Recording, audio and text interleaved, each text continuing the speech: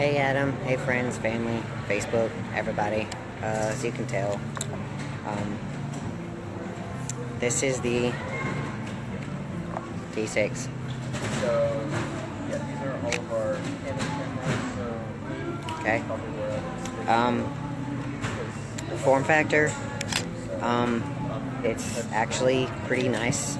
I've got medium-sized hands. It fits nice in your hand. The battery comes underneath, okay, so you don't have to worry about it being a big old bulky pack. The nice thing about Canon is the shutter button is right up here. It's very nice.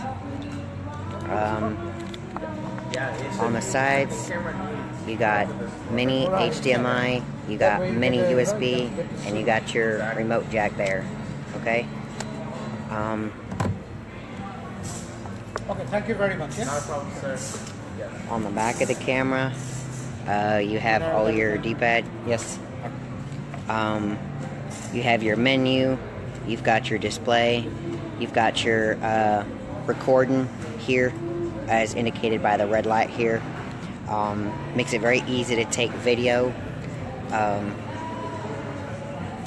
Up here is your rocker selection knob.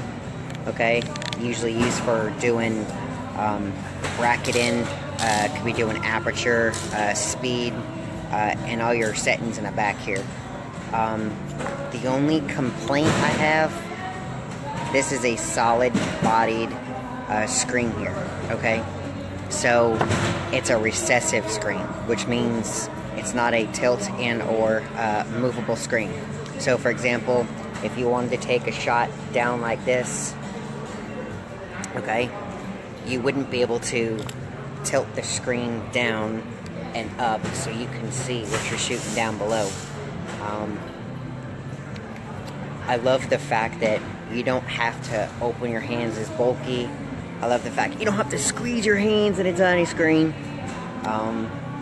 The menu rocker here is very understandable. The green mode here is automatic. It's basically, if you're new to photography, that's what you use. For example, Scene Intelligent Auto. It basically selects everything for you. Your blur, your aperture, your shutter speed, your white balance, all that stuff, okay? You got program, you've got shutter aperture, shutter priority, aperture priority, and full manual, okay? You've got some other creative modes here. You've got no flash, you've got creative auto, I'll explain that in a little bit. You've got portrait, you've got landscape, you've got foliage, you've got sports, you've got, can't believe they added this one on there, but it's food. For y'all who like to take pictures of your food, okay? You've got night mode, and you've got video mode.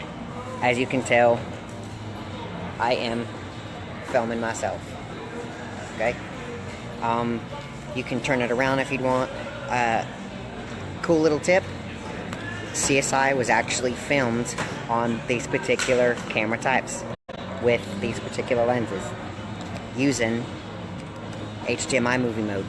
Didn't know if y'all knew that, but it's true. The particular lens that come with these bodies are nice. It's a more enhanced version that they used to come out with when they came out with the XS. I believe it's the IS series. So this particular lens here is the 18 to 55. So it's a broad range. You've got your wide angle, and you've got your macro, or not really macro, but you have your close up. Almost your prime lens. I'm getting a sneeze here. And you have a dedicated flash button here to switch flash on and off. Okay. In Creative Auto, okay, I know there's no card in the camera here.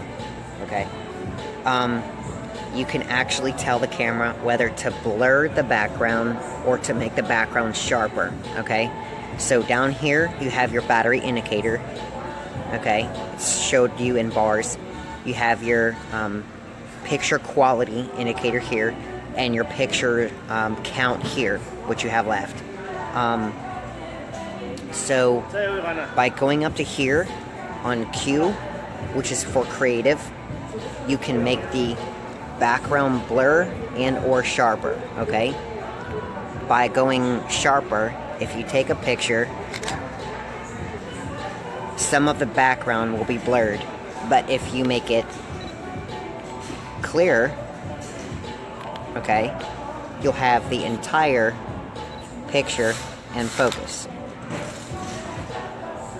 Okay, so my overall thoughts,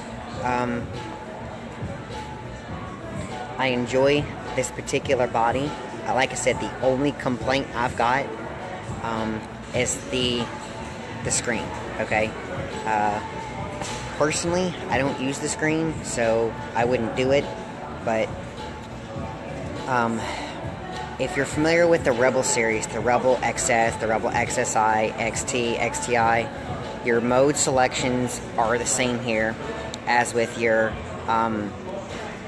white balance adjustment, your autofocus, your bracketing, your focal point clarification.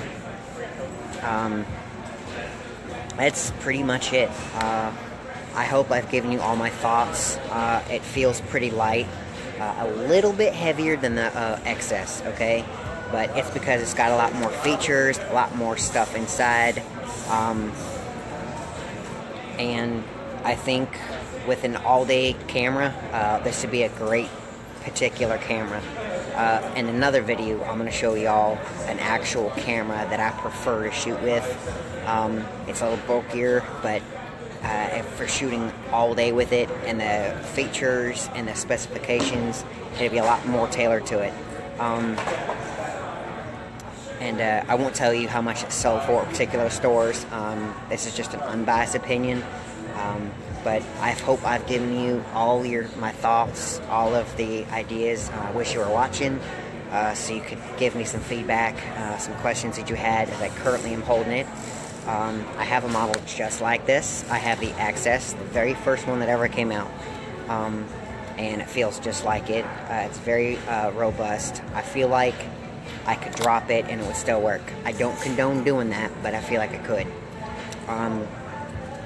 The thumb wheel for selecting a mode is right at my thumb tip, and it's very ergonomical. I don't have to strain my fingers to shoot the camera, and I can comfortably hold the shutter and move the actual lens, the interchangeable lens myself. Okay, there is options to be able to add a remote a battery grip, which allows you to, instead of holding the shutter button right here, it allows you to hold it here, which puts the camera in portrait mode. Okay, this is in all photography, terminology is considered landscape, and that would be considered portrait. So you can add a battery grip that allows you to hold it this way, but that's another feature. They don't include it. You're going to get the manual, you're going to get the battery, you're going to get the camera, you're going to get the lens, you're going to get the strap, and you're going to get some software. I hope this helps, and for those of you who did watch it, I hope that you learned something today. Okay?